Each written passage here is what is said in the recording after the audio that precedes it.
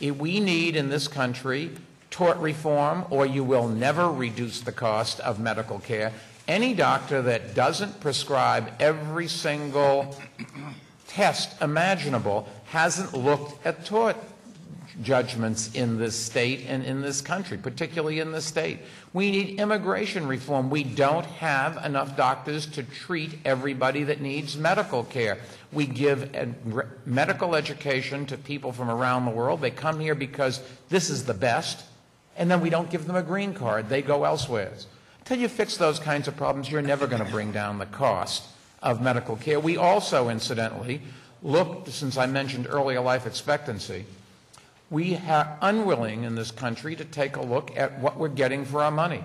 We spend $7,250 per person per year for medical care in this country compared to $3,500, $3,000 per person per year in Western Europe.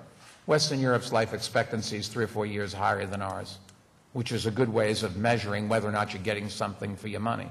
So all of these things make care more expensive. The big city makes it more. It gets weighted because there are more people that need it here. But that's nothing unfair about it. What we have to do is find a way so that throughout the state, in every county, people get better medical care that they can afford. And that's true for the whole country. Well, we have a teaching hospital in Syracuse, New York as well. And my residents, according to this chart, average out about 800 hours of personal care as opposed to the residents in your city with double amount of hours per year. Now, that has nothing to do with the cost of medical care. It has nothing to do with any of the things you mentioned. It has to do with there's a different system that's working in New York City for some reason that provides more and therefore provides a greater cost to the state government. In addition, we capped Medicaid costs a few years ago. I don't know the exact numbers, but I think you'll admit that since New York City has the greatest cost for Medicaid of anywhere throughout the state, that capping Medicaid for New York City was a substantially greater benefit than the rest of the state because of the same reasons you just mentioned, that you have the greater population, more immigrants, et cetera, et cetera. And that's another disproportionate benefit that the state bestowed upon New York City during the last couple of years. So I guess my only point is, you know, everybody here is going to try to be as fair as we possibly can, but there's similar complaints from some places other than the city about what's going on and how they're being treated disproportionately. Lastly.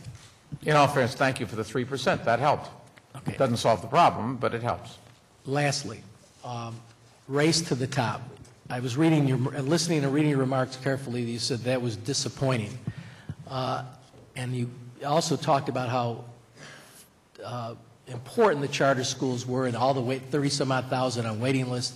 I would assume that you were moderating your word a little bit, disappointed. I assume that you were much more than disappointed that the state of New York didn't even put a bill on to get an application in for up to $750 million when the state of New York is cutting, the government is cutting $1 billion in education.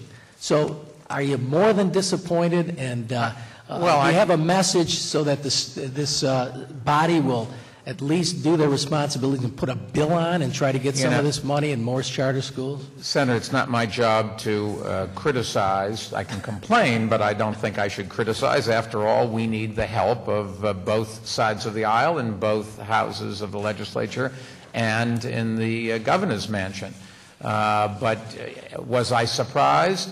This is the same legislature that refused to vote on a bill on congestion pricing. We walked away from $350 million that the federal government had sitting there waiting to give us, plus a chance at tax revenues that we needed, plus a chance to reduce asthma and help the city get out of an economic strangulation that traffic costs. If you could do that, you can do anything. No, I wasn't surprised. So that sounds more than disappointing. Let's just hope that they come back, that you guys all come back and do the right thing.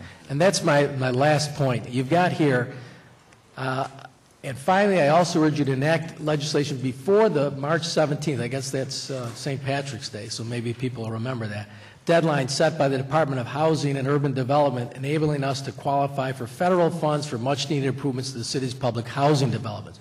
Now, would you willing to make a wager with me here today that there'll be a special session on March 16 to start discussing that issue? I am always optimistic. Thank you. Assemblyman Hoyt.